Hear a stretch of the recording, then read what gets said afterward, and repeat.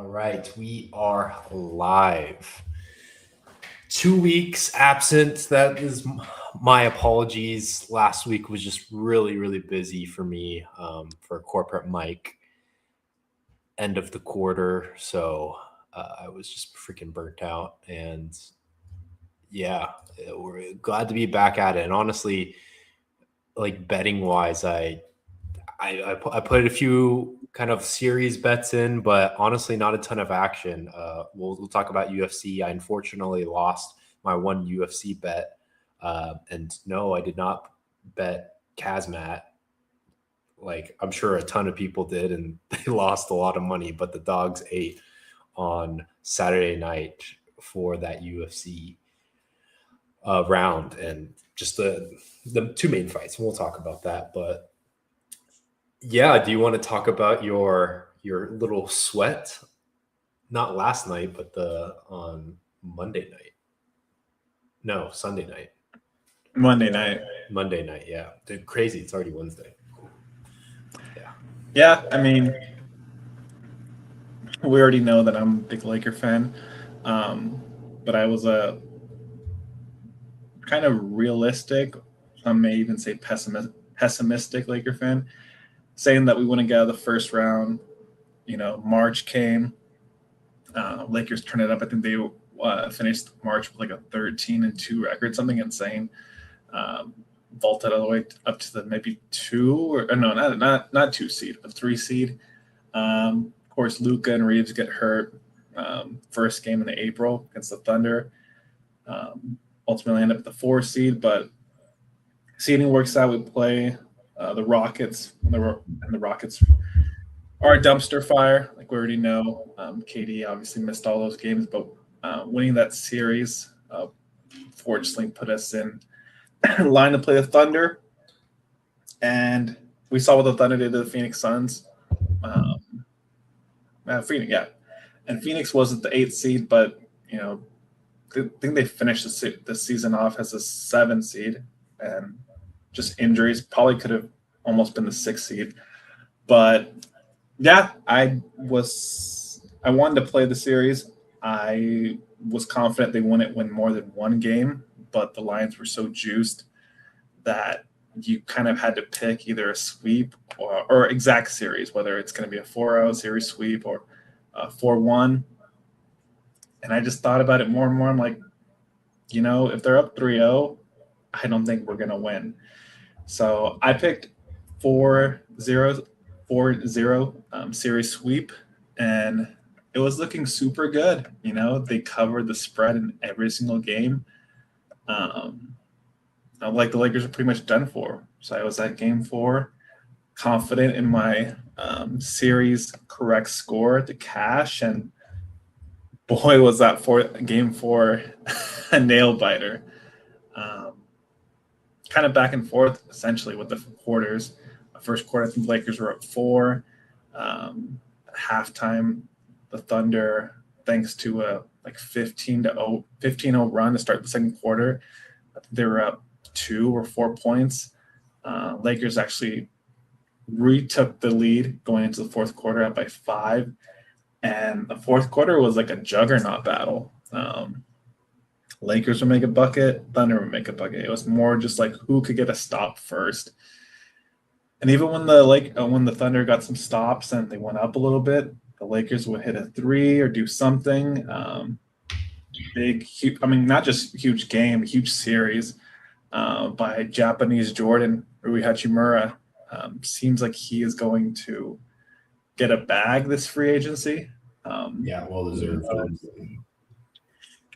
But yeah, lucky enough that LeBron missed the floater. We got the Thunder got the rebound, and the Thunder were able to hold off the Lakers and get the sweep, helping me cash.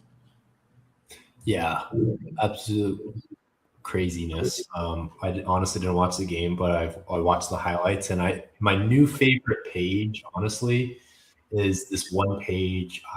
What is it called? I've been posting it on our story recently. I need to find this page because it's hilarious. It's the Fast Break _Films 24.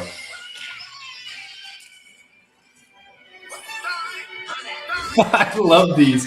It's so funny. And this one I shared on the story. It's like the Lakers' power of friendship wasn't enough to defeat the TikTokers, being OKC. And I just saw, honestly, those highlights, and then of course eventually watched the other highlights on YouTube. But yeah, it was a barn burner. It was a close game. I'm actually kind of upset now that I didn't watch it live. But yeah, third quarter, Lakers outscore the Thunder 39-31. Fourth quarter, first quarter outscored them, the Lakers, the 26-21. Second quarter was a bit of a doozy for the Lakers, getting outscored 28-19, but big third quarter rally, up 5, like you said, going into the fourth, and OKC, 35 points in the fourth quarter, ends the series in a 4-0 sweep of the Lakers. And yeah, the last time the Lakers got swept was the 2011 Dallas Mavericks, I want to say, who ended up winning the championship. And I think no, that's not right. We got swept by the Nuggets in 2023. Okay. Oh yeah, that's right. Because everyone's talking about how LeBron's been swept twice with the Lakers. Anyway, but yeah, this OKC team is a juggernaut filled of, like I said, the TikTokers. But I'm glad Spencer won his bet. Yeah, was it 42% that you got? So essentially, like plus 120 or something. Yeah, I looked around on other sports books once again. Shout out to Kalshi, please sponsor us. I think William Hill, at least, is one that me and Mike are pretty familiar with in Vegas. I think they were showing between like 110 and 120, plus 110, plus 120. I had an opportunity to grab it at 40%, which equates to a plus 150.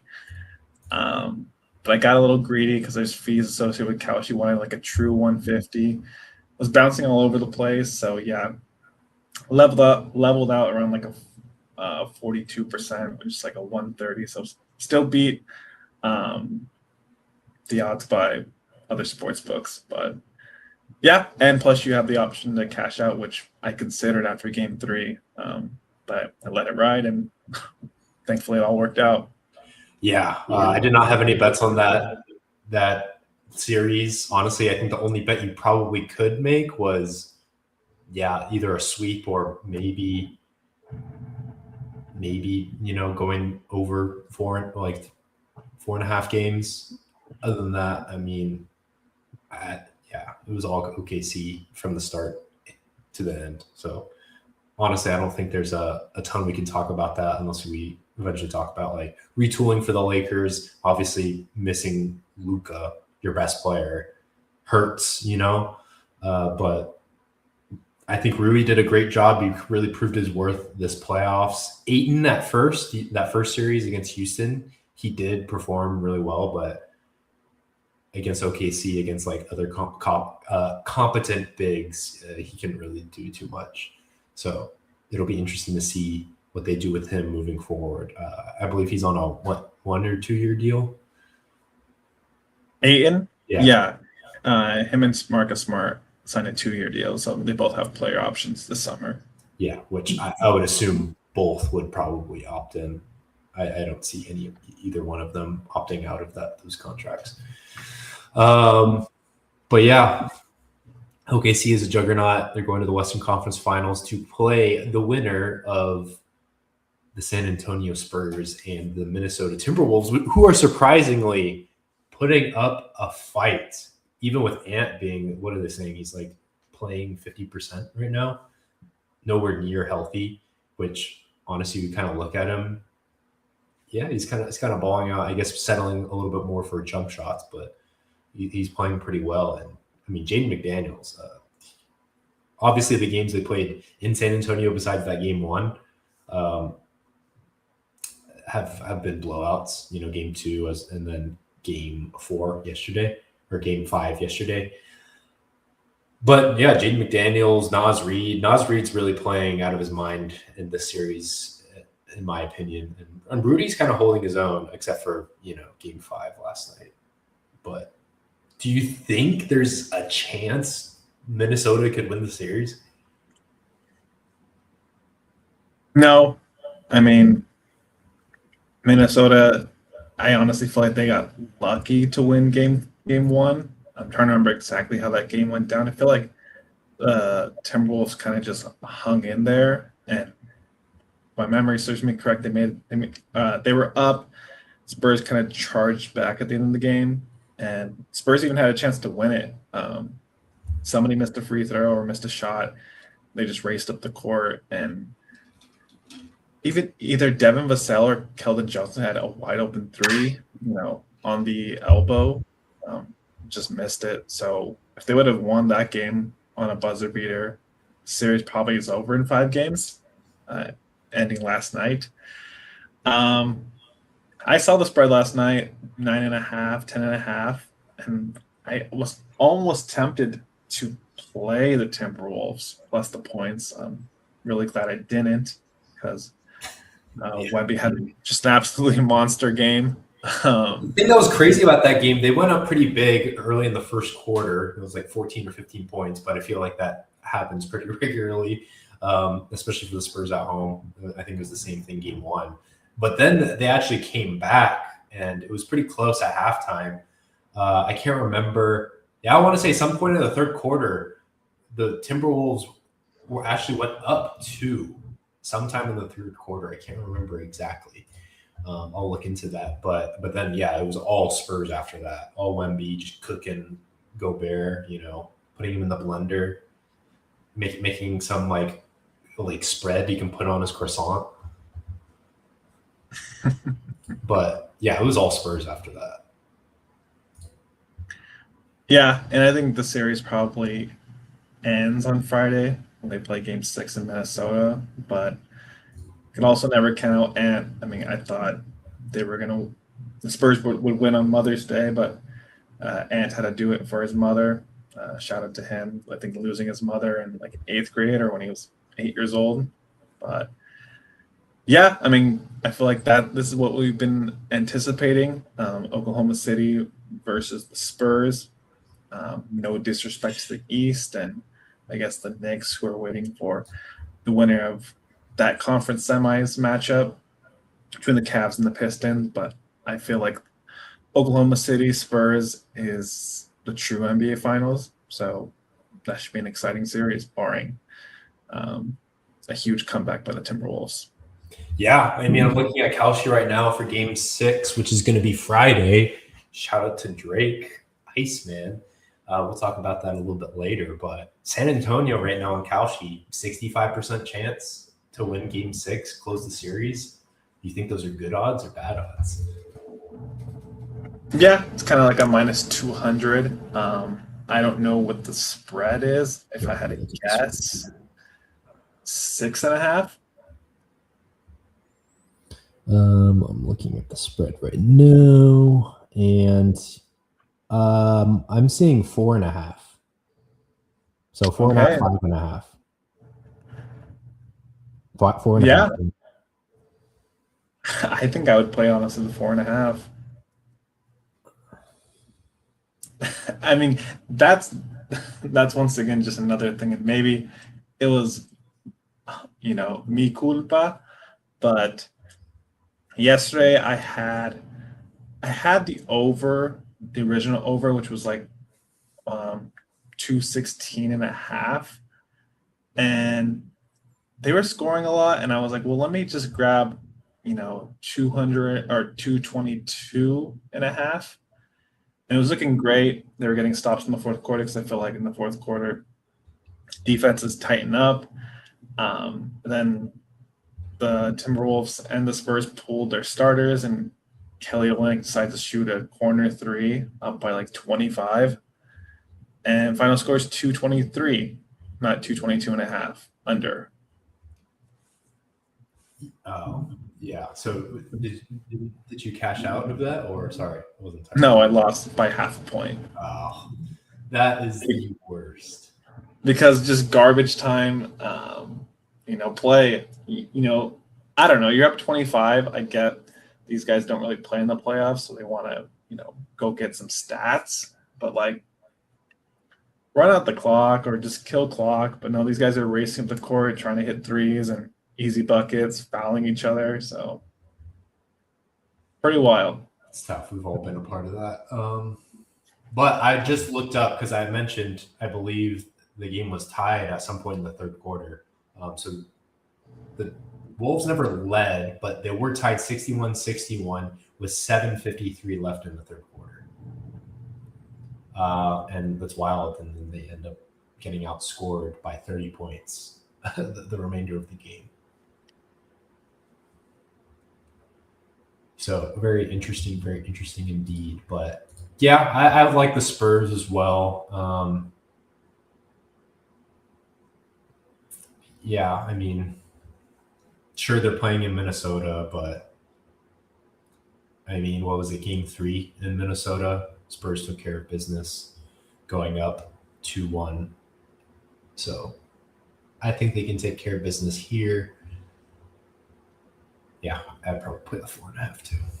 All right, let's go to the Eastern Conference, and I am pissed because,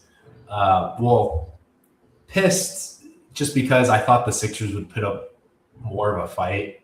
And honestly, this Knicks team is just like playing God mode right now.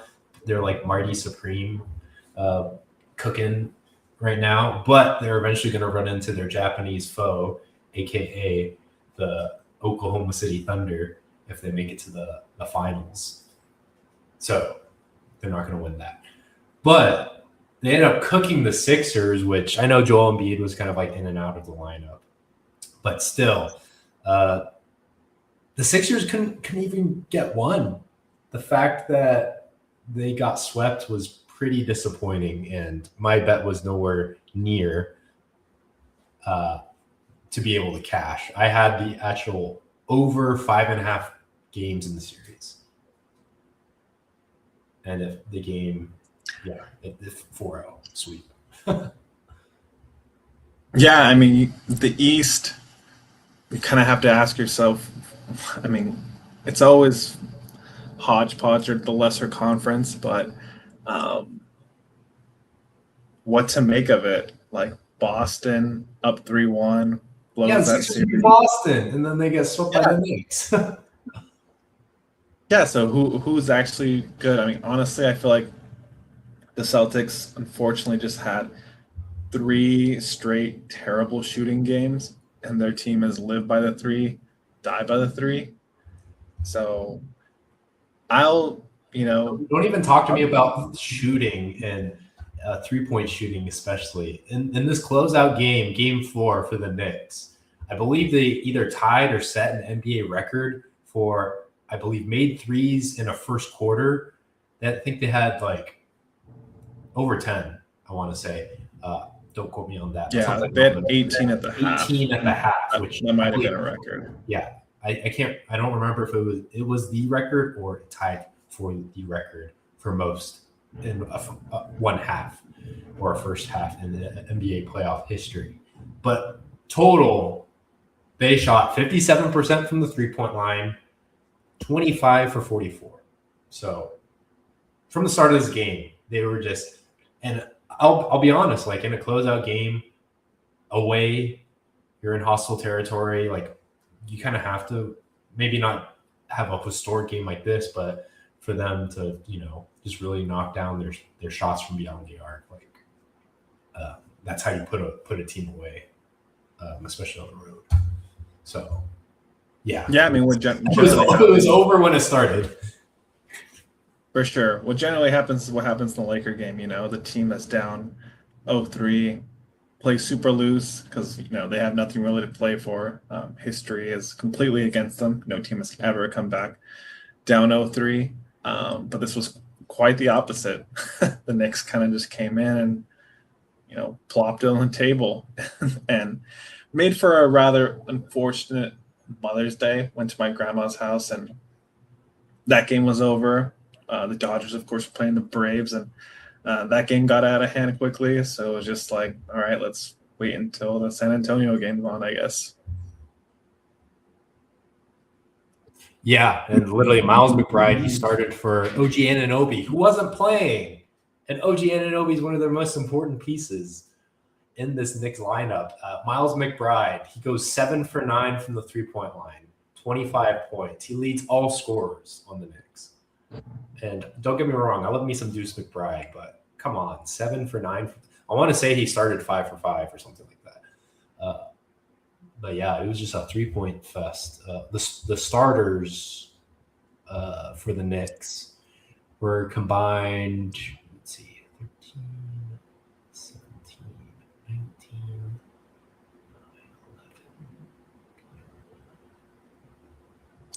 13 for 30, I believe, shooting threes. So pretty much almost 50%.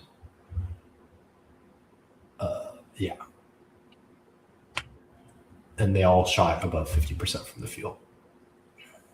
So it is what it is. I don't think there's much to talk about this series. It was just kind of straight domination. Whether the Knicks are on a hot streak or they're able to like carry this forward to the Eastern Conference Finals as well as the NBA Finals, I have no idea. Because they were literally down 2-1 to the Atlanta Hawks, and everyone was saying, oh, they might not even survive this series. And then since then, they've just been on a tear. Yeah, I mean, I guess the only thing to take away, at least off-season plans for the Sixers, is out goes Daryl Morey, your guy from Houston, and I believe his replacement is Bob Myers from the 76ers. And that's 76ers, the Warriors. So, yeah, Bob Myers is partially at least responsible for building the Golden State Warriors, their dynasty. So it's left to be seen. I know they have 2 big contracts in Paul George and Joel Embiid that are less than favorable. That was probably ultimately Daryl Morey's demise.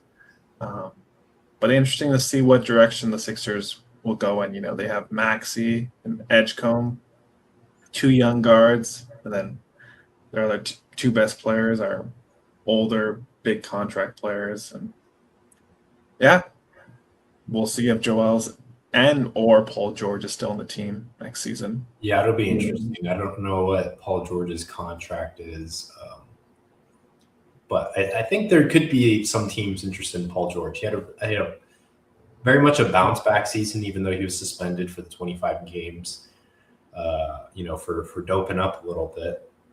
But he had a pretty good season, barring how old he is and previous seasons. So I wouldn't be surprised if there might be some interest as far as the trade market, because, I mean, like I said, I don't know exactly what his contract is. I want to say he's probably like a year or 2 left on his deal. And especially a team that's really wanting to win a championship, which I would not place the Sixers in that sphere right now. Not just because they got swept, not because they just got swept by the Knicks, but their timeline should be their young guards, Maxey, who's kind of just entering his prime, and then VJ Edgecombe, who's a rookie.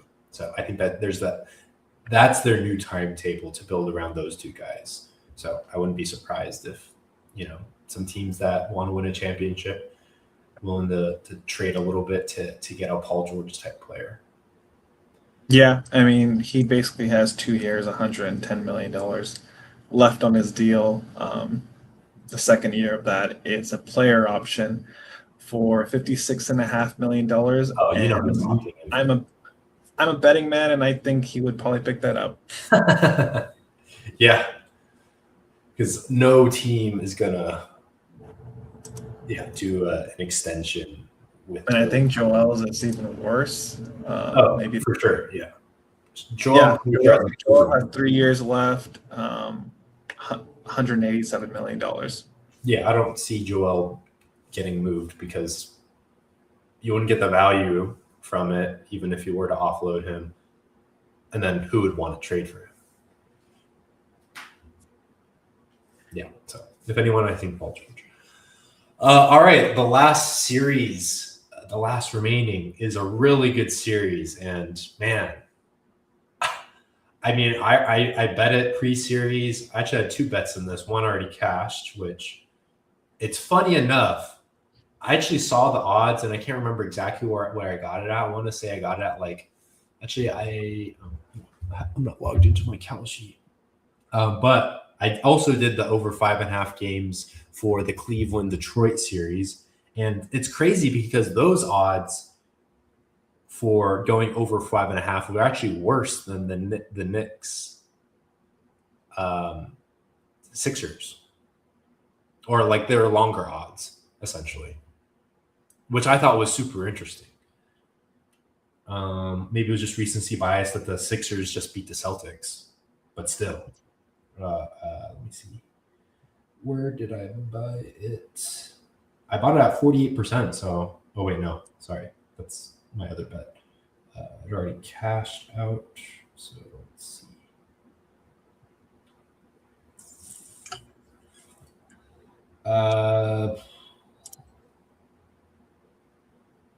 I don't even know. Oh, here we go. 65%.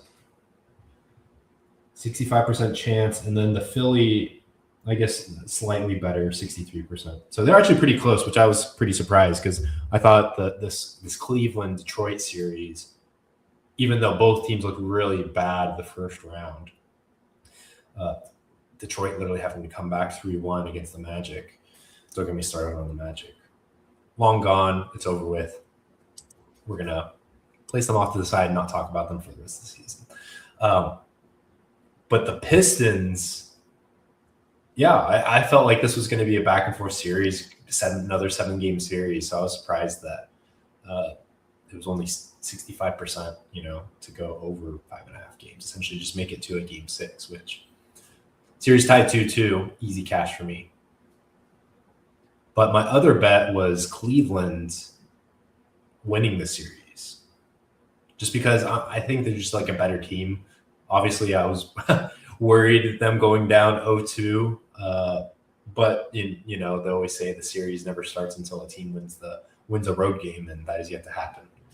They're the first team, I believe, in NBA playoff history that has won 6 home games, but have lost 5 road games. Like is undefeated at home through the playoffs, but winless on the road in the playoffs. Yeah, no, I know people are saying that series might just come down to Game 7, and Game 7 happens to be in Detroit, and Cleveland will have to prove that they can win a road game this playoffs. But I do get the sentiment. Cleveland on paper is the better team. Just when the Pistons get going, especially with their defense that causes turnovers, I don't know if it was an Instagram post or even an article that said that turnovers are the new 3-pointers in the NBA just because they're so valuable, especially when you get points in transition off those turnovers. Just kind of help run up the score and kind of somewhat deflate the team, similar to what a 3-pointer does. And I'd probably have to agree. I don't know if you would agree as well. Yeah, I would agree because essentially it's like, the big thing about turnovers, it gives your team another possession. And for those analytic nerds, like it's all about possessions. Like the more possessions you have, the more chances you have to score. And not only gives you a chance to score, but you take away a chance for the other team to score. So it's basically a double whammy. It gives you more points, but also takes away points from the other team. So it's extremely valuable. And the name of the game has been turnovers. James Harden, I believe, in that 3-game stretch, he had more turnovers than field goal makes, which is terrible. He had like 6, 7, 8, or 7, 8, 7 turnovers in that 3-game stretch, and that was terrible. But he definitely cleaned that up a lot in games 3 and 4, and then of course you got to give credit to our guy Spida, Donovan Mitchell, and I know Brunson has been playing great, but if the Cavs can get away from this series, and if Donovan Mitchell's playing the way that he has, at home recently, I think he could be the best player in the Eastern Conference right now. But it's still proven. It still needs to be proven. But he can really prove it here. For sure. I feel like he just has a more complete offensive game compared to Jalen Brunson. I think Jalen Brunson might be the more shifty, has more ways to score down low. But I feel like Donovan Mitchell's three ball just a lot more consistent than Jalen Brunson. On top of that, he is a better athlete than Jalen Brunson. So yeah, I think it's ultimately going to come down to the supporting cast. Donovan Mitchell has continuously shown up throughout the playoffs, but it's just a matter of his teammates helping to carry the load. Yeah, I haven't really followed both those games. I know in game 4, Donovan had 39 of his 43 points in the second half, highest second half point total, I believe, in NBA history. So it's left to be seen. Tonight, Detroit's favored by 3.5. Do you think the series starts and Cleveland can pull off the upset, or do you like Detroit tonight? I mean, I would love to say Cleveland, but obviously just my brain will be like, no, like the trend continues being Detroit keeps playing really well at home and Cleveland struggles. Like, and who knows? I might be wrong, you know? I would probably, as far as like betting wise in this game, I would probably bet the spread for Detroit. Just because you get a little bit more value in the case that the Cleveland does actually win, then I'd probably pick the spread. Yeah, it seems like a low spread every game this series. The lowest win total was 7, and that was in game 3 by Cleveland. So, yeah. My camera froze for some reason.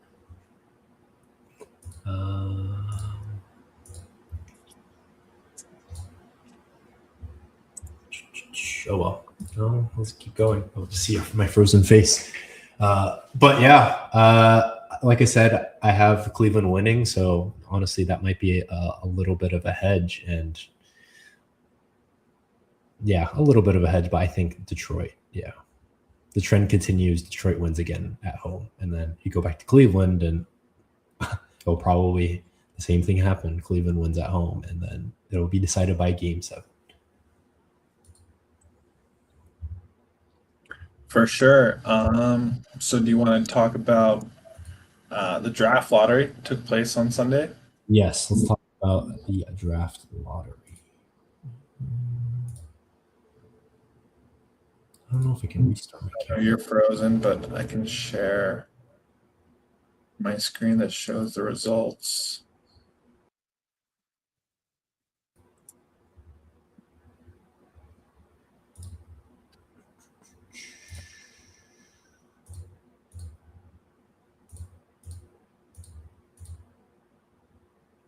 Okay, there we go.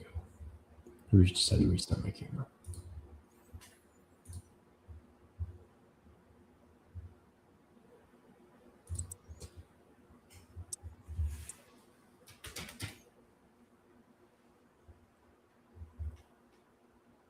Yeah, I watched this live, and I'm not surprised. It was like the first time that the worst team is it the first time? I can't remember. It might be the first time in history the worst team actually won. First time with the new lottery rules. Right? Lottery percentages, which it used to be like 25% for the worst team. Then they kind of level it out to 14 across 4 teams. Yeah, the Wizards, worst team in the NBA, get the number 1 pick, and you got to watch out for the Wizards, dude. They very sneakily have rebuilded their team, and obviously this is just like barring somewhat healthy Anthony Davis, and you never know what you're going to get with Trae Young. Them making that trade to Atlanta for Trae Young, because they have like no salary on their the books so they could take a bunch of salary. So they ended up taking Trae Young. But they had, I'm saying like 95% chance, probably even more, that they're probably going to choose AJ Debinca with the number 1 pick. I mean, why wouldn't you? It wouldn't make sense, honestly, for them to pick like a Cam Boozer, maybe a Darren Peterson, but they're also projecting Darren Peterson to be more of like a point guard than like a shooting guard, even though I'd rather him be a shooting guard than necessarily than a point guard handling the ball. But yeah, Washington Wizards, watch out, wide open Eastern Conference. They maybe this is a bold prediction, but obviously barring Anthony Davis playing at least half the games, I think they make the playoffs. Yeah, I mean, even before this draft lottery took place in Washington getting the first pick, I think we talked about it around the trade deadline, just about how good these Washington Wizards moves were, getting 2 all-stars for 60, 70 cents on the dollar. Mavs just kind of wanted to get something for Anthony Davis, kind of atone for that horrific Luka Doncic trade. But yeah, in the Eastern Conference, which is clearly the lesser conference, getting 2 all-stars to pair with Alex Sarr, Keyshawn George, and now the number 1 pick. It's going to be an exciting next season for the Wizards, and rightfully so, because I believe they finished the season off 1-24 their last 25 games. So yeah, the Wizards fans definitely have something to look forward to. Yeah, I will say, wrapping up the 4 teams that essentially had their ping pong balls pulled. Utah Jazz at number 2, jumping up, I believe, 3 spots. Pretty impressive. Yeah, I don't think in their history they had ever moved up from where their standings were in the lottery. If they're 3rd worst team, they pick 3rd or worse. So first time in NBA history, and just so happened to be for a draft in which there's a player projected to go number 1 that they've essentially been scouting over the last 2-3 years in AJ Debinca. And Mike and I both have ties to Utah, going to school out there. It would not surprise me. I'm not saying it's going to happen, but it will not surprise me if Utah tries to move up or even moves up and gets that number 1 draft pick to take their guy, AJ Debinca. Yeah. So actually, let me show, because I think this is really interesting. If the Utah Jazz were to move up, which honestly, Washington has all the leverage right here. I don't like, if I was Washington, I'd want the house, yeah, like sure, you're getting a really good pick into the number 2 pick, but you have all the leverage. That Ryan Smith and the Utah Jazz and the Utah Jazz fan base want AJ Debinca. So maybe I flashed this up. Let me remove this for a second. Let's play this hypothetical game. If you were the Washington Wizards, what would you want from the Jazz to give up that number 1 pick? Yeah, it's funny because last year the roles were reversed in that Utah was ahead of Washington by 1 spot, Utah at 5, Washington at 6. And Ace Bailey basically didn't work out with anyone and kind of, I guess, had an agreement or spoken with Washington. That was the place he wanted to go and did his best to try to land there and was so close yet so far. Utah decided, we don't care that you don't want to be in Utah. We're going to draft you. And he didn't hold out or anything like that. He signed his contract and actually had a pretty good rookie season. So now the roles have reversed. And I don't know. I mean, I feel like Washington could ask, and it would somewhat be justified for Ace Bailey. I just don't see the Jazz being willing to give up Ace Bailey and the number 2 spot, number 1. But that's just me. I was talking with people that I know that are still living out there, big Utah Jazz fans, and poking around, they have 2 first-round picks next season, their own, and the Lakers projected 1 through 4. Do you think that would get it done? And maybe, Bryce Sensabaugh or Kyle Filipowski, or heck, even both? No, I don't think so. I think they would want the number 2 pick, Ace Bailey. That would be like the starting conversation. And I wouldn't be surprised if they try to, like, obviously the Utah wouldn't make this trade if they added like, hey, Washington comes to the table. All right, our starting price is 2nd pick and Ace Bailey. And then maybe even like, hey, like throw in Walker Kessler in there or something like that. I wouldn't be surprised if Washington does that. Obviously, the Jazz would not make that trade. I would not make the trade if I was the Jazz for those that pick Ace Bailey and Walker Kessler. But yeah, if I were the Jazz, I don't know. The more and more I think about it, like Darren Peterson obviously is kind of the de facto 2nd pick in the draft. There's still a lot of question marks about him. I'm not saying he's going to be a bust. I think he could be like a really good player. It could be possibly the best player in this draft. I think there's a number of players that you could argue could 10 years down the road, it's like, all right, that person came out being the best player in the draft. But I think that would be starting grounds, 2nd pick in Ace Bailey.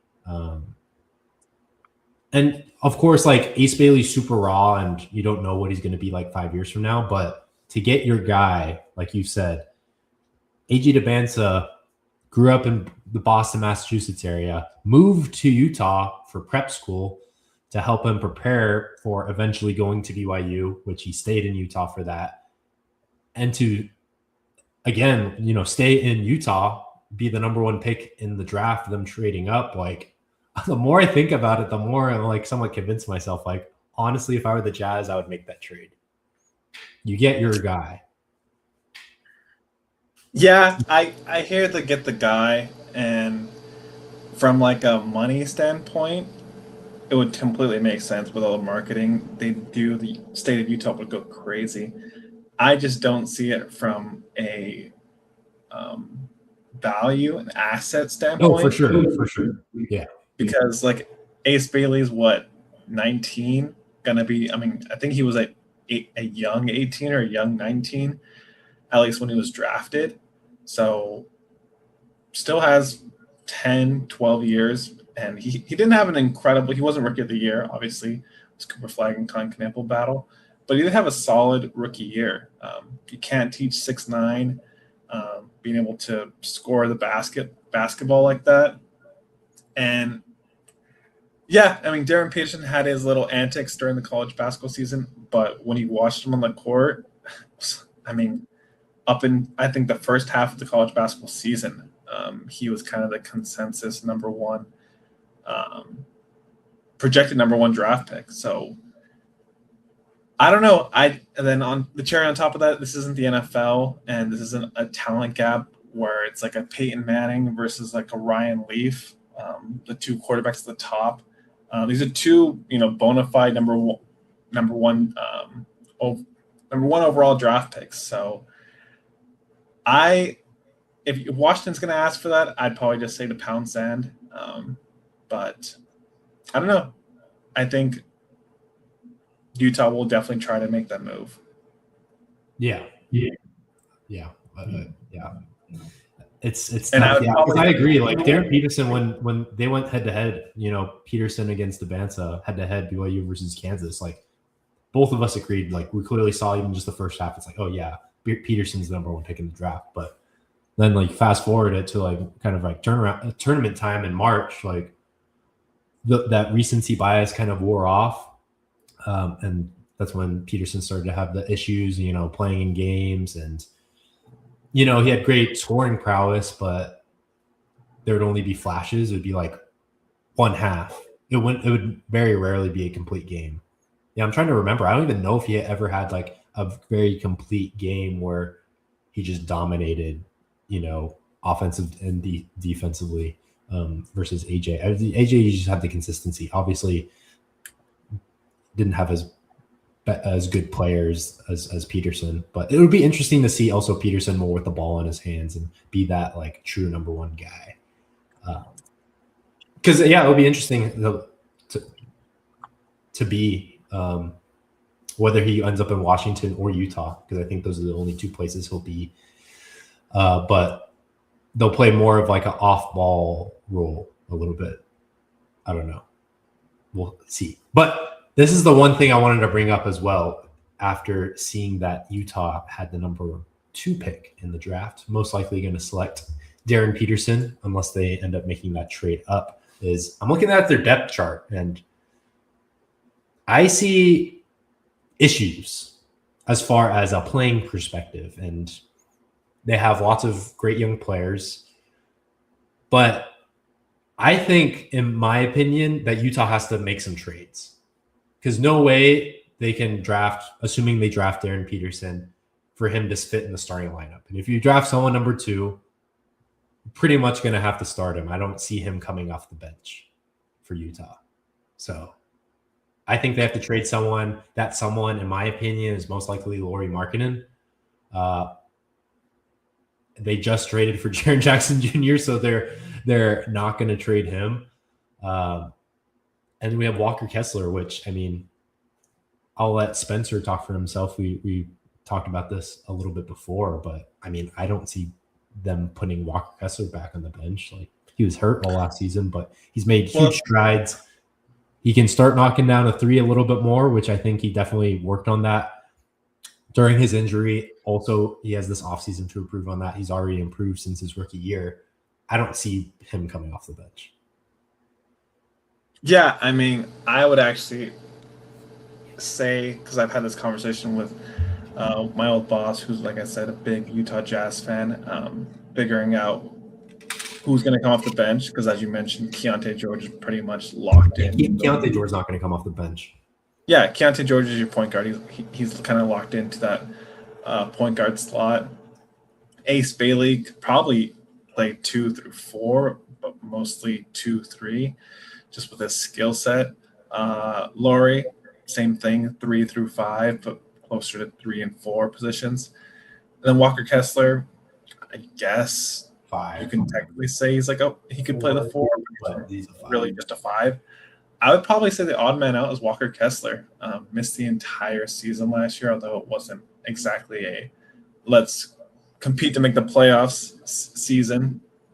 But he's a restricted free agent, and I could see a team like the Lakers or, I mean, first team that comes to my head is the Lakers, because our need for a center, just offering him a huge offer sheet, and the Jazz just looking at team construction, contracts, knowing that they're eventually going to have to pay Ace Bailey and this number 2 pick, and saying, yeah, you know what, let's just do a sign and trade and get something back for him.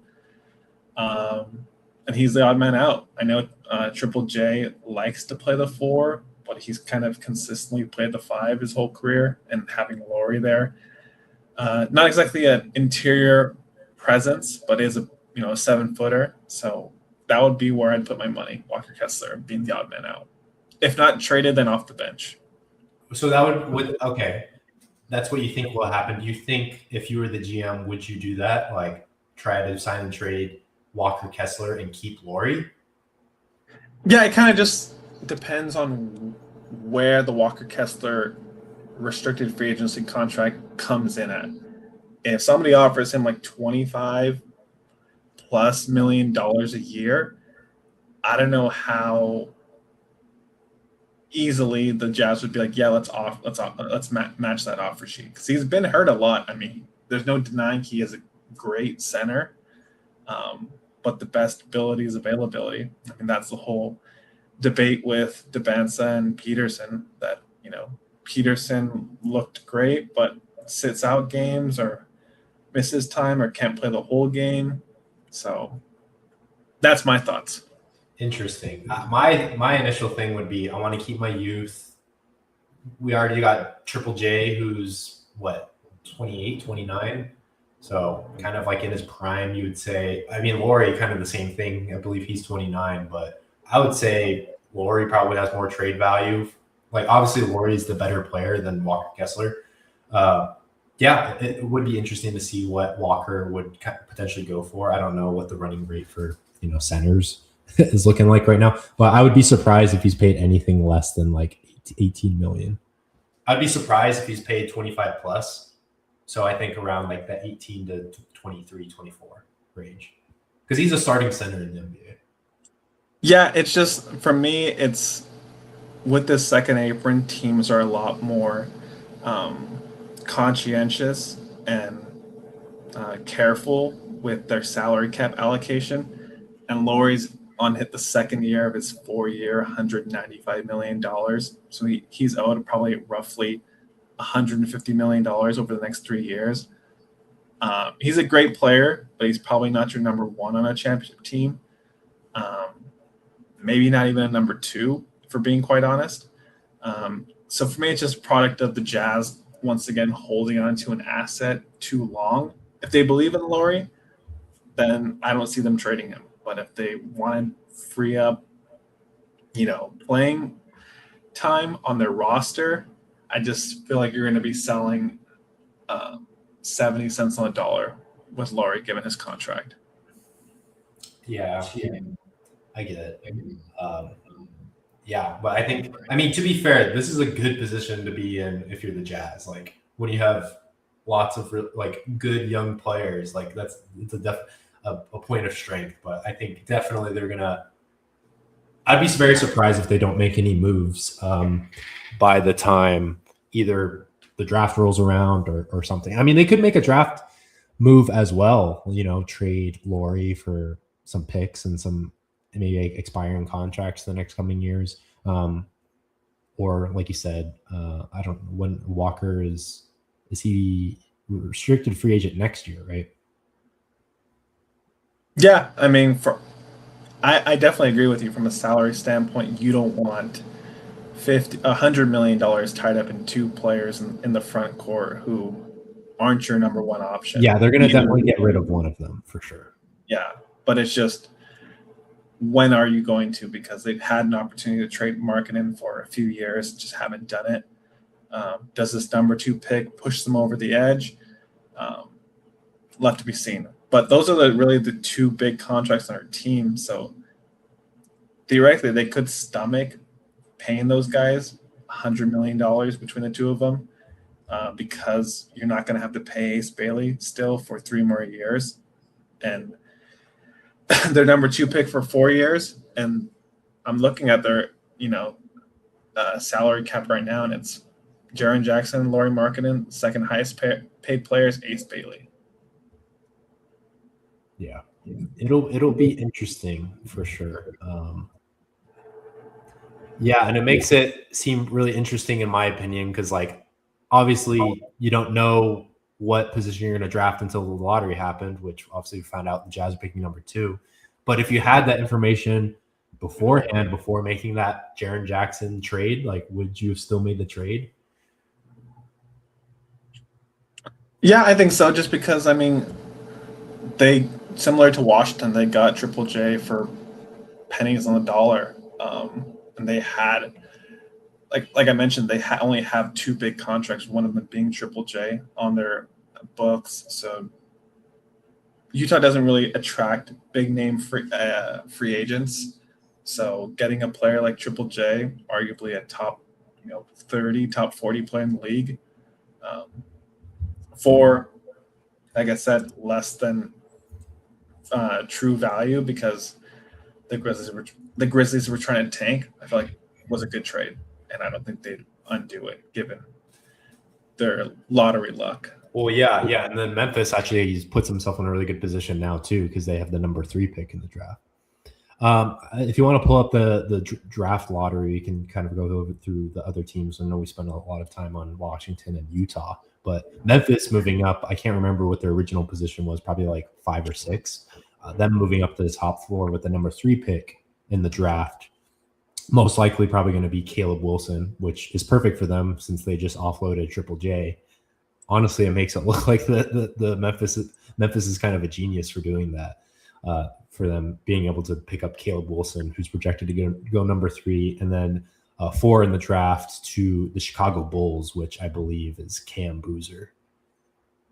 And it'll be interesting. Like, too bad, like the front court's already taken up in Utah? Because say Utah were to trade down for some reason, get some more assets, maybe go down to 3 or 4, potentially getting Cam Boozer, which would be really reminiscent because the Jazz drafted his dad, Carlos Boozer, but odds are it's probably not going to happen.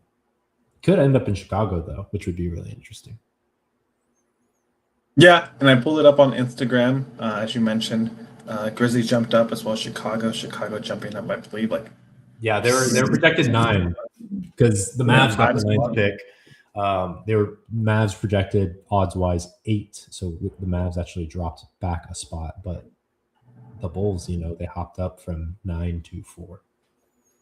Yeah, and I pulled this up on Instagram, and it's fitting that like the top comment is Tyrese Halliburton hitting, I believe, who was it, the Knicks with the choking, the choking taunt. But yeah, that was probably outside of the top 4 the biggest storyline. As we see, number 5 is the LA Clippers going to the Ivica Zubac trade. I pulled it up on NBA Reddit. It was essentially like a game of roulette almost, in the sense that the Pacers protected the pick 1 through 4. If it fell 5 through 9, it would go to the Clippers. And if it fell 10 plus, which wasn't going to happen because the Pacers are one of the worst teams in the NBA, then it would go back to the Pacers. So the Pacers try to lose as many games as possible. I believe they were the second worst team in the NBA. So all they had to do was not let 3 teams jump them in the lottery to keep their pick. But that's exactly what happened. And now that awful season, kind of their gap season, has been somewhat futile. I mean, your consolation prize is Ivica Zubac because you traded the 5th pick, an unprotected 2029 pick, a second-round pick, Benedict Mathurin, and Isaiah Jackson for Ivica Zubac and Kobe Brown. Yeah. I mean, dang. Yeah. What a big loss. Literally, the president of the Pacers organization, he issued an official apology to the fans of the Indiana Pacers. And yeah, what a big fumble. That makes them the Clippers, for how bad of a season they had, trading James Harden, almost making the playoffs, making the 10th seed in the play-in tournament. But for them to get this pick was huge for them, and then terrible for the Pacers, who won 17 games. So I believe they had the second or third worst record in the entire NBA, and they don't even get a first-round pick in a great draft. Yeah, tough. I guess that's what happens when you make the NBA Finals and then make a gamble like that. For sure. And yeah, like I said, if the Pacers kept their pick, that's what it was. It was essentially a coin toss, because there wouldn't be the Clippers would get the Pacers pick next season. It was no, it's either 1 or 4, we keep it, or it's 5 through 9, you guys get it. Yeah. And exactly. And the Clippers got exactly what they wanted, being the highest pick, number 5, just out of the top 4. So number 5 is projected. Depends on the mock draft you're looking at, but I would probably say Darius Acuff. I think he would work really well with the Clippers. It'll be interesting to see what they do with Kawhi, because they traded Zubac. They also got Benedict Mathurin from that Zubac trade. I forget what other players they got, but essentially you can reload if you're the Clippers. I mean, they could keep Kawhi. They could possibly trade him. They'd most likely, I would say, keep him. But the Clippers, the next 10 years could be really interesting. Benedict Mathurin kind of establishing himself. Maybe even a possible Shea type player. Obviously, Shea is very much over exceeding expectations, but from what he was originally drafted as. But you never know. But very interesting that the Clippers, got that pick. You want to talk about any of these other teams? I feel like everyone else is kind of like where they were supposed to be. No, I mean like the Bulls jumping up. I mean, I think you mentioned that, but um, it's kind of on the Grizzlies to decide which, four do they want: Cameron Boozer, Caleb Wilson. I believe Yeah, we talked about. who would you pick? Yeah, I believe like I said, we talked about it previously, and or talked about how Boozer. Some people were worried about that he was just a college basketball merchant. Wouldn't go to the levels of Christian Leitner, but that athleticism wise, concerns about his transition to the next level. Caleb, but on the flip side, Caleb Wilson, although had a lot of flashes, injured, so it's hard to really have a true sample size. I'd probably have to just roll with Cameron Boozer. Coming from a basketball family, was the college basketball player of the year. But it wouldn't surprise me if Caleb Wilson ends up being the better player, because I feel like he does have a higher ceiling than Cameron Boozer. Yeah, I don't know. I feel like this could go back and forth. I would want to say that you probably pick Caleb Wilson going to the Memphis Grizzlies. Really? Yeah, just because the Memphis Grizzlies, they have a longer timetable because they're doing a complete rebuild. So Cam Boozer, in my mind, yeah, I think he can be a really solid player. I think he'd be an all-star one day, but he's way more of a win now type player, which, I mean, it's great if you can get him, but if I were the Grizzlies, because you have that longer timeline, you're not really essentially trying to win now. Like, why not go for the upside of Caleb Wilson? Because Caleb Wilson has a lot more upside and potential than Cameron Boozer. I mean, I'm on NBA Tankathon right now, and it's showing that Cameron Boozer is actually about a year younger than Caleb Wilson. So, Interesting. I know people love to look at ages, and sometimes they let the ages distract them, like in a Jaime Jaquez situation, that he was a senior and how much better can he get. I mean, sometimes the player's as good, not even as good as he's going to get, but the way he's at already is better than what you're projecting the 18 or 19-year-old to be, whether it's, Jaime Jaquez or Austin Reeves. Austin Reeves obviously has gotten a lot better since his rookie year, but that's just a perfect example. So it's showing Boozer to the Grizzlies. I'd have to agree. But like I said, it kind of falls on the Grizzlies to do their due diligence and figure out which prospect they like more, and Chicago will pick the one they don't choose. Yeah, it'll be interesting too, because if you're the Grizzlies, because you can pretty much assume that Washington's going to go with the Banta, or whoever has the number one pick, the Banta, number two pick, Darren Peterson, or in my mind, pretty much locks. As for the third and fourth pick, that could kind of flip flop. So it'd be interesting to see. Maybe for the Memphis Grizzlies, you kind of gauge and see like, hey, does Chicago really prefer one player over the other? And if so, maybe you could leverage that against them. And possibly if Chicago is really like, we really want Caleb Wilson, we're scared that Memphis is going to pick him, so let us trade up. But again, like I think maybe both these teams could be fine with either one of them, because they kind of both do play the same position. So it'll be interesting to see what unfolds there. But I personally would probably take Caleb Wilson number 3, taking into account Memphis and kind of what their situation is. Chicago, I know Chicago obviously is a pretty bad team as well. Again, missing the playoffs, but I think they're more of a win now mode with their players and kind of how their team is constructed more so than Memphis. So I could see them really, getting more out of Cameron Boozer. All right. I don't know if there's any other teams that you want to talk about. I guess I can briefly talk about the Mavs. Mavs were projected to get the 8th pick, actually moved down one, and got the 9th pick. Unfortunately, I was really hoping for another top 4 pick, but I guess our good graces with Adam Silver waned after us getting the number 1 pick, Cooper Flagg, last year. So we're back to where we've always been, and not moving up in the draft lottery. But it'll be interesting to see what the Mavs do. I know I sent like a thing to Spencer about potentially the Mavs could even trade down potentially, because if you look at any mock drafts, it's pretty much top four is pretty much sealed, being Debanza, Peterson, Boozer, Wilson, and any of those four combinations. But after that, you have a ton of guards that are probably going to go. Keaton Vogler, Acuff, Flemings, Michael Brown Jr., Braden Burries. So depending on what mock draft you're looking at 9, consensus for a lot of them are Braden Burries falls to the Mavs at number 9, which, I mean, Braden Burries is really good, leading scorer on an Arizona team.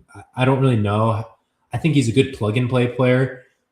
As far as like future star, I'm not exactly sure. He does play well both offensively and defensively, can shoot it very well from the 3. But you also do have Kyrie in there that you're going to get back for this next season. And presumably you don't trade Kyrie and you hold him to the rest of his contract, which I believe is another like 2 years, I want to say. So, I mean, yeah, you could benefit from drafting a guard there. I would love to get like an Acuff or a Wagler if they were to fall that low, which I doubt they would. But as far as like the next tier of guards, Kingston Flemings, Michael Brown Jr., Braden Burries, none of them are like screaming like, yes, this is a must draft player. All of them are pretty nice. So I don't know, maybe potentially dropping down a few spots if there's a team that really wants to, draft up. I also think LeBaron Philon is a really good choice, like further down the list. So if you really wanted a guard, I think he's kind of in the same tier level as the Kingston Flemings, the Brown Juniors, the Burries of the draft.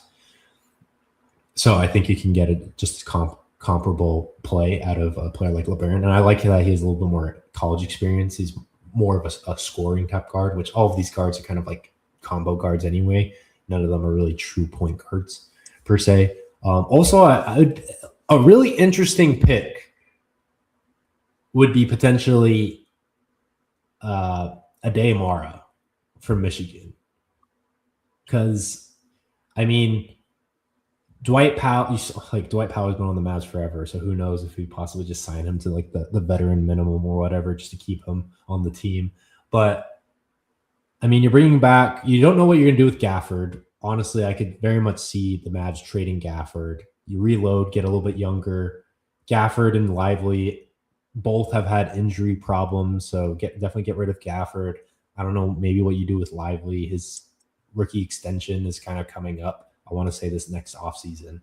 So maybe you reload, get another young big in there to throw into the rotation. And Ade Mara played really great. I don't know necessarily how that will translate to the NBA, but we've already kind of seen it with Zach Edey on the Memphis Grizzlies. Everyone thought that he would kind of be a bust in the NBA, but he actually proved to be a very valuable player for the Grizzlies. Of course, injuries happen, so you could probably suspect Mara might have injuries as well. But, and to be fair, I'm not comparing him to Wemby at all, but just having like a 7'2+ guy, which I believe he's 7'3", on the court is such a big advantage, particularly from a defensive realm. And obviously I'm not like even a tier down Rudy Gobert. Like he's nowhere near what Rudy is, but even just having a player like that on the floor defensively helps a ton. So honestly, I wouldn't be mad with that move either. Trading down a little bit, knowing that, you move down from 9 to like 11 or 12, knowing Ade Mara is going to be there. I'd probably I would really think if anyone's going to draft Mara out of these teams, it's probably going to be Golden State, because Golden State has had a huge run of like not having a competent center. So maybe trade down 1 to Milwaukee Bucks, get that 11th pick or 10th pick, and then maybe like a player or another pick later on in the draft or in a future draft, and then possibly draft Mara. Or if they really want Mara, Golden State can trade up and get some assets from them and then draft like a Phylon or a Burries if he's still available, or even the Axel Lundenberg.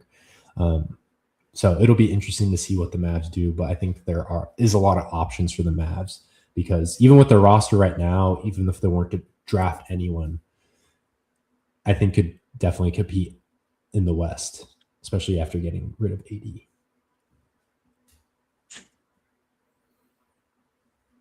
For sure. I know you talked about it a little bit in the start of the show, and I don't know if you had anything else you want to go over for the lottery, but we talked a little bit about UFC. Don't know how much you want to get into it, or just wanted to. Yeah, we can talk UFC. I need to pee real quick. Just came back from the gym, so give me 1 second. We can talk UFC.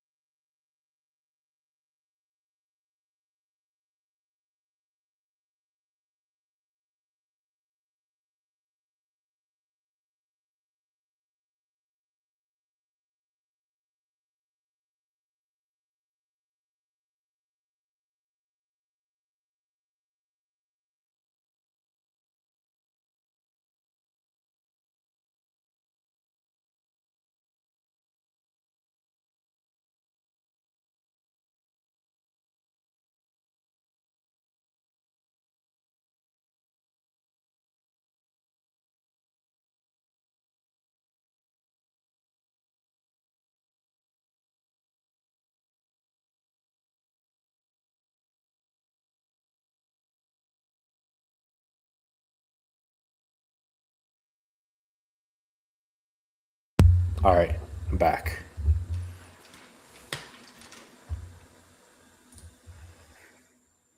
UFC.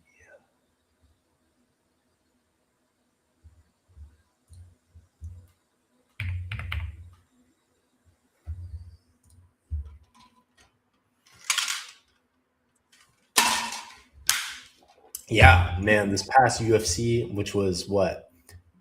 UFC 3 or something. I'm trying to look at the results.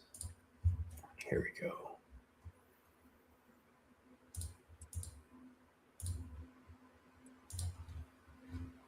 Past results 328. Yeah, Chimaev Strickland. Man, and to be fair, I only watched the last 2 fights because I actually went and saw Mortal Kombat that day. Very good movie. I encourage anyone who wants to go see it, whether you're familiar with Mortal Kombat or not. It's a really good movie. But so I first came into and luckily this is the one I bet on, is the Van Taita fight for the, I believe, was it featherweight title?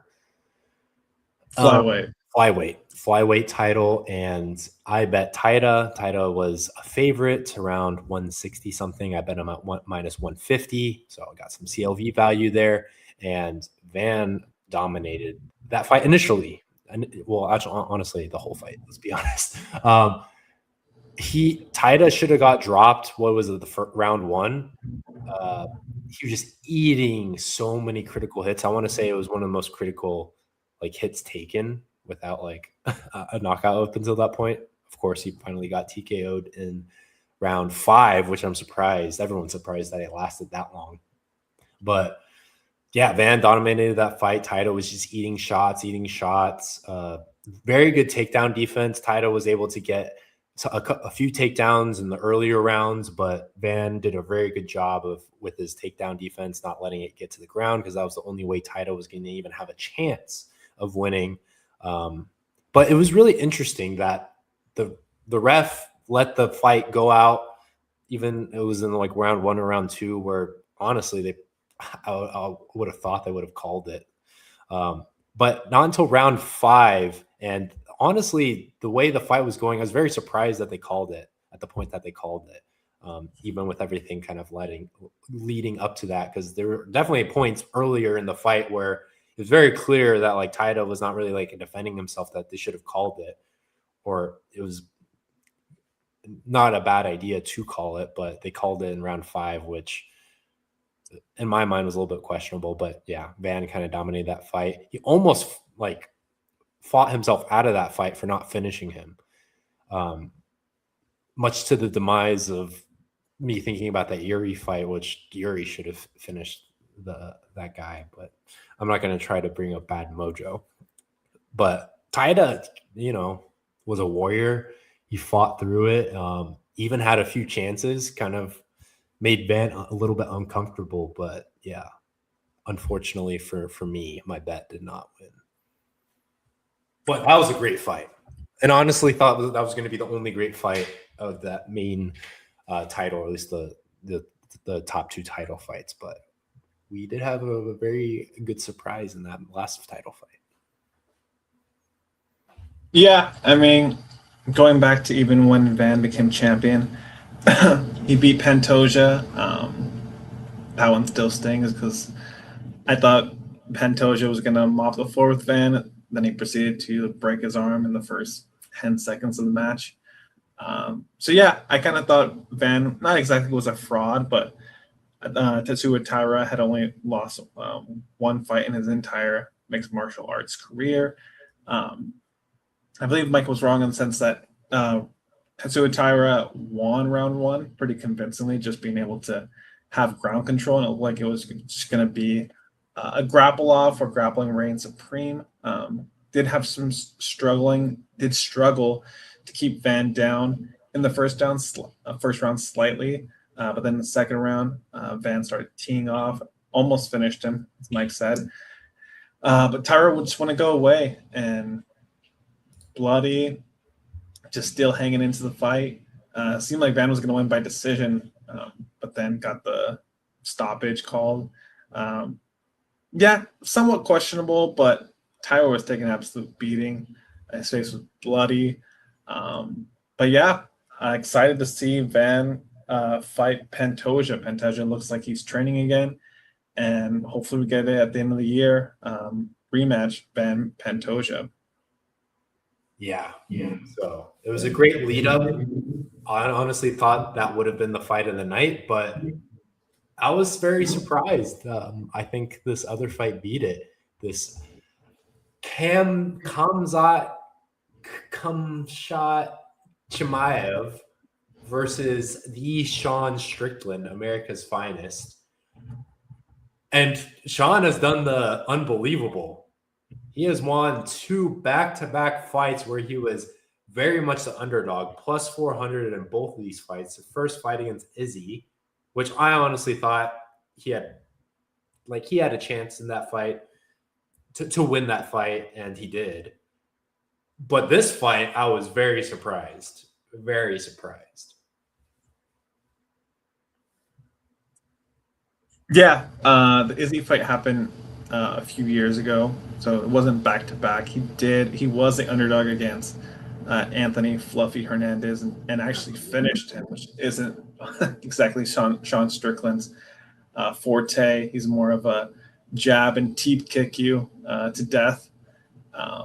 And yeah, I feel like it was almost deja vu in a sense that Chimaev took Sean Strickland down within the first 20 seconds of the match. Pretty much won the first round, and I think maybe even half the second round. And I feel like it was just going to be just an absolute showing by Chimaev, just ground control time and just, not significant strikes, but total strikes probably in the 500s. And it was just going to be a rout. But I knew people were talking about seeing Chimaev on the scale for weigh-ins, and he just looked absolutely drained, to a point that people, including Strickland, thought that he didn't even make weight, that the number didn't stop at 185, but was just there for a second, and then he jumped up the scale. There were reports that he was in line to fight Yuri Prohaska at light heavyweight, which is 205, instead of Carlos Ulberg. That fight ended up not happening, so probably sitting around 230 pounds. Chimaev had to cut all the way down to 185 pounds. That's wild. and that's just super draining.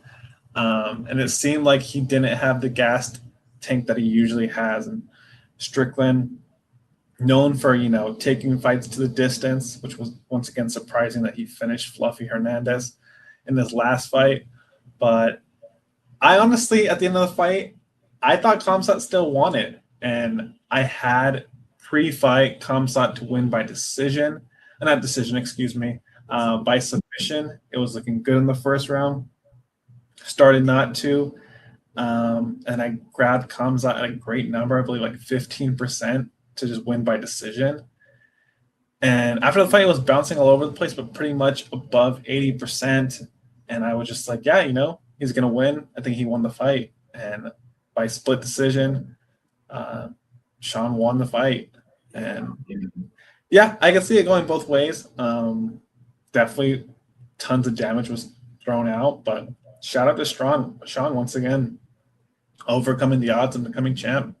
Yeah, that was honestly such an insane fight. And yeah, it was the first time in a long time, maybe ever in his whole career, that Chimaev actually got bloody in a fight. So that was very surprising. And I was very surprised. I thought just because the way Chimaev fights, like he can box and he has knocked people out, but he's very much like on the ground. These Dagestani guys, they love just like being on the ground. So I thought the whole fight was probably going to be like round one, but I was very surprised at how, I don't know, maybe his like ego got to him or whatever, but Sean was able to somehow like convince Chimaev to like box more rather than just like be on the ground and grapple. So I think that was his downfall, is maybe his pride. And he's like, oh, look, I can outbox Sean, so I'm just going to box him towards the end of the fight, or like mid to end fight. And it did not work in his favor. For sure. Yeah. I mean, I was super surprised too. Seemed like it was almost like a throwback to the Bilal Muhammad fight versus JDM. Bilal Muhammad known for just taking people down and controlling them, but not necessarily subbing them, just control time, similar to Khamzat. But Khamzat stood up. There was reports that he didn't want to be known as a boring fighter, so I thought that he would just try to go for the sub on the floor, which I think he tried a few subs in the first round, but Sean was just having none of it. So I think he just got tired and was like, I'm not going to try to go for a sub on the ground and exert all this energy. I'm just going to stand up and fight you, box you. And he looked good. And once again, I had Khamzat winning the fight. I'm not a UFC judge by any stretch of the imagination, but awesome last two championship fights. Yeah. I was very surprised, and honestly, like, it is what it is. I thought about putting some money on Sean Strickland, but that was more so like me just gambling rather than me thinking to actually win the fight. I know because of all the things that Spencer said, especially leading up to the fight and the weigh-ins, that people were saying, oh, like the odds that he's at right now, like he's way closer odds than what the books are giving.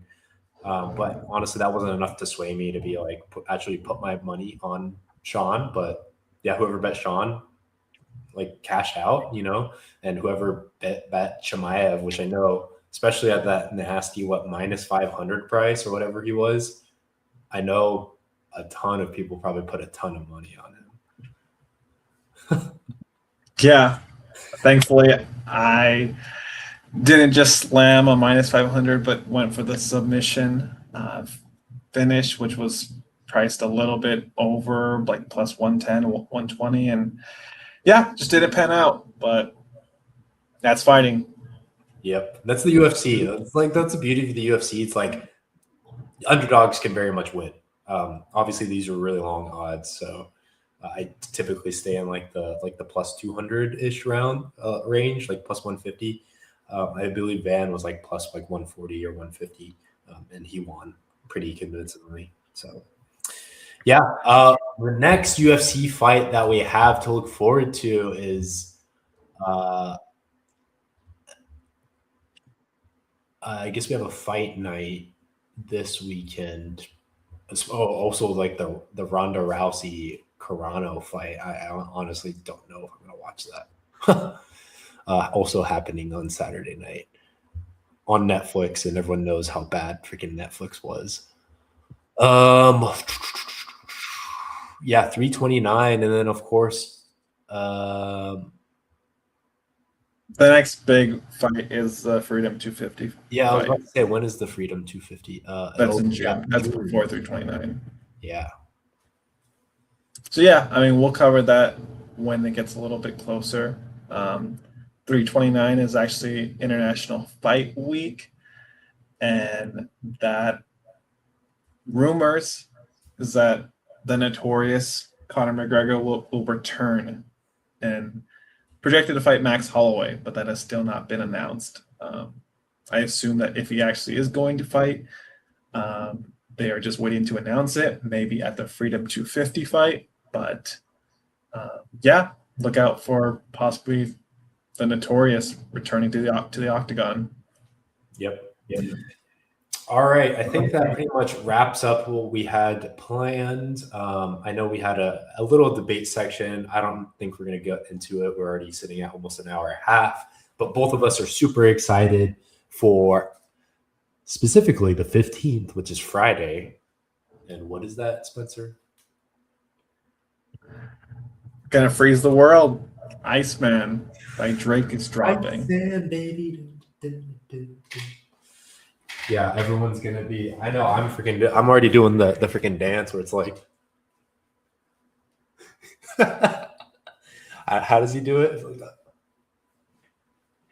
The new. The what did I miss dance? Yeah, what did I miss? Like, this is Hotline Bling. This is the. I'm gonna clip that.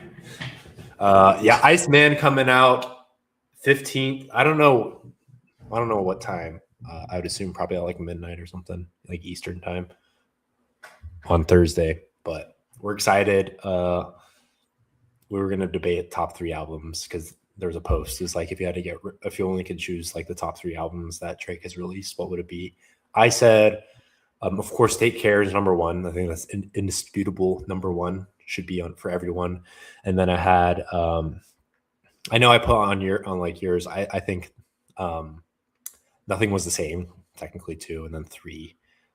Thank Me Later, or Thank Me Now.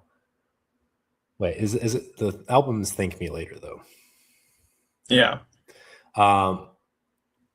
Spencer, we got the first 2 the same, but his third one was different. Yeah. My first 2, like Mike said, honestly, Nothing Was the Same. In an interview with like Apple Music, Drake said that's his favorite album. And yeah, Take Care, it's super nostalgic. You had Stevie Wonder playing the piano on the album for a lot of songs. Obviously, the controversy with The Weeknd, accusations that Drake took a lot of his songs that he was going to use for his own album, and The Weeknd featured extensively on the album. I'd probably still give the slight edge to Thank Me Later, but I do love the conciseness of Nothing Was the Same and just overall quality. But my third album is technically a mixtape, and it's If You're Reading This, It's Too Late. Part of it's maybe nostalgia in that it was like a surprise album, but me being a huge Drake fan, I knew it was coming. Dropped my senior year of high school.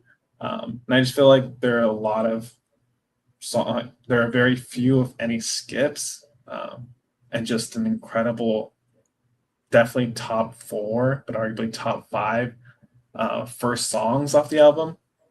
Legend, Energy, 10 Bands, Know Yourself, No Tellin'. Heck, you could even go to 6 songs on Madonna, which is a slept-on song. But yeah, those are my top 3. Yeah, I mean, it's definitely my top 5. I'd probably list it 5, but we I think we both agree Dark Horse just outside the top 3 is Views. You said what was it? Dark Horse just outside the top 3 is Views. Gotcha. Yeah, Views is pretty good. I mean, I know people will say Scorpion. I think Scorpion, they just had too many like kind of filler songs that. Yeah, I gave Scorpion just the same criticism that I gave Thank Me Later. Thank Me Later has a lot of big singles, Fancy, um, Miss Me, Find Your Love, Over, but Love a lot These of the other Days. songs follow flat. The same thing with Scorpion. You got In My Feelings, God's Plan, Nice for What, but then once again, just a lot of skips. So I think Scorpion has a lot more skips than Thank Me Later, but I was surprised. yeah, Scorpion's a double album. Yeah, I was surprised. Like the guys in the original post that I sent him, they were like, "So far gone" was like one of them. Which I mean, that's literally like his major first album. But yeah, I mean, maybe I'm not that old of a Drake head or something. Yeah, I mean, it's where it started, and that's usually when the artist is the hungriest. I can understand your top three being his first three, because once again, to that notion, being the hungriest. But 2016 Drake with, if you're reading this, is too late.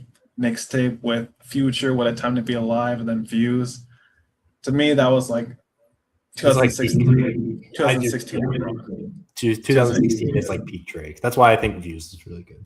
But all right, excited for Iceman. We'll all be listening to it on Friday, but we will catch y'all later. Yeah, bet responsibly and let's make some money. And my camera froze again, but catch y'all later.